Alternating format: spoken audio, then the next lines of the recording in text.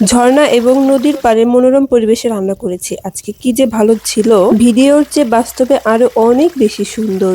ঝর্ণার কলকল শব্দ আর চারিদিকে পাখি ডাকছিল। আমাদের শেরপুর জেলার মধ্যে এই গ্রামটা সবচেয়ে বেশি সুন্দর, এত সুন্দর যা ভাষায় প্রকাশ করার মতো না।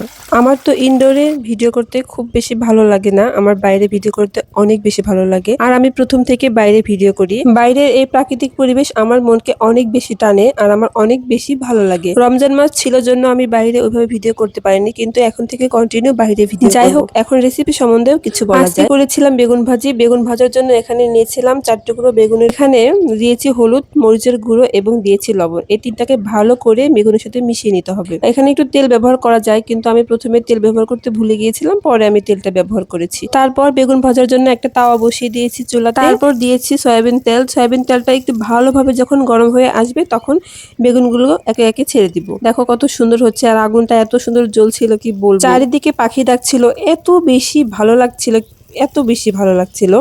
আসলে প্রাকৃতিক পরিবেশ অনেক বেশি সুন্দর। আল্লাহর সৃষ্টি কতই না সুন্দর, তাই না? নদীর পাড়ে ভিডিও তোমাদের কেমন লাগছে অবশ্যই কমেন্ট সেকশনে জানাবে কিন্তু। ঠিক আছে, দেখা হবে নতুন কোনো রেসিপি নিয়ে নতুন কোনো জায়গাতে ভিডিও শুট। ধন্যবাদ সবাইকে ভিডিওটা সম্পূর্ণ দেখার জন্য। আল্লাহ হাফেজ।